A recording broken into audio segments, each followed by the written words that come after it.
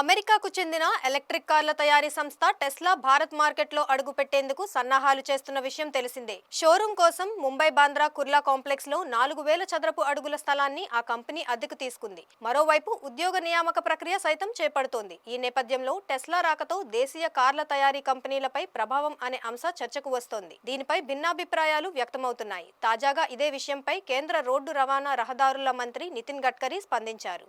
Business today mind rush 2025 ఫోరంలో పాల్గొన్న గడ్కరీకి Tesla entry ఇక్కడ పరిశ్రమపై ఏ మేరకు ప్రభావం చూపనుందన్న ప్రశ్న ఎదురైంది. దీనిపై మంత్రి స్పందిస్తూ భారత ఆటోమొబైల్ పరిశ్రమ సాంకేతికత దిశలో ఎంతో పురోగతి సాధిస్తుందని తెలిపారు. ఎటువంటి అడ్డంకులు లేకుండా సాఫీగా ముందుకు పయనిస్తుందన్నారు. రానున్న సంవత్సరాలలో ఆటోమోటివ్ పరిశ్రమ ప్రపంచంలో రెండో అతిపెద్దదిగా అవతరిస్తుందని విశ్వాసం వ్యక్తం చేశారు. 2014లో ఆటోమోటివ్ పరిశ్రమ పరిమాణం కేవలం 14 లక్షల కోట్లగా ఉండేది. ప్రస్తుతం ఇది 22 లక్షల కోట్లకు చేరింది. ఇక అమెరికా, చైనా తర్వాత భారత్ 3వ స్థానంలో ఉందని, త్వరలోనే ప్రపంచానికి ఎలక్ట్రిక్ వాహనాలను ఎగుమతి చేయబోతున్నాం అని గడ్కరీ అన్నారు. దేశీయ కార్ల తయారీ సంస్థలన్నీ భారత్లో మాత్రమే వాహనాల్ని ఉత్పత్తి చేస్తున్నాయని, దీంతో వీటి నాణ్యత మరింత మెరుగుపడుతుందని చెప్పారు. అలానే ఈ వీలును మాత్రమే కాకుండా త్వరలో ద్విచక్ర, త్రిచక్ర వాహనాలు, బస్సులని కూడా ఇతర దేశాలకు ఎగుమతి చేయనున్నట్లు వెల్లడించారు. రానున్న 5 ఏళ్లలో కొత్త సాంకేతిక ఆవిష్కరణలు, హైడ్రోజన్ ఆధారిత ఇంధనము మొదలైన వాటి సాయంతో ప్రపంచంలోనే రెండో అతిపెద్ద ఆటోమేకర్ గా భారత్ అవతరించనుందన్నారు. ఇక అగ్రస్థానం చేరేందుకు ఎంతో సమయం పట్టదని ధీమా వ్యక్తం చేశారు. You've been one of the biggest proponents of the electric vehicle revolution, the EV revolution. You yourself drive an EV. There's a lot of conversation about Tesla coming to India. There's talk here in Mumbai. They've acquired some real estate to set up a showroom. How do you see this, the entry of Elon Musk into India and the impact that can potentially have on Indian automakers, given your government's push towards Atmanirbhar Bharat and encouraging Indian companies and others to manufacture in India? आपने doctor Jaishankar जी को ये प्रश्न नहीं पूछा.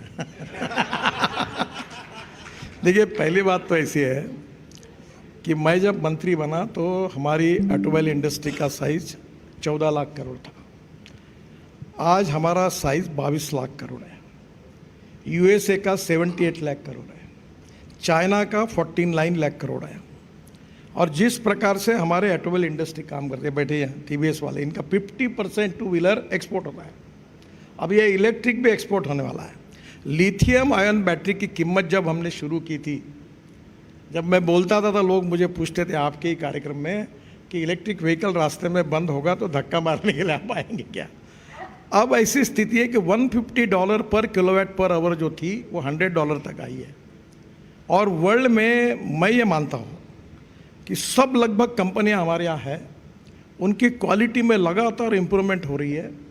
अभी हमने Bharat NCAP जो किया है स्टैंडर्ड, उसके कारण वर्ल्ड की गाड़ियाँ टेस्ट करने के लिए इंडिया में आ रही है और हमारी गाड़ी सेफ है.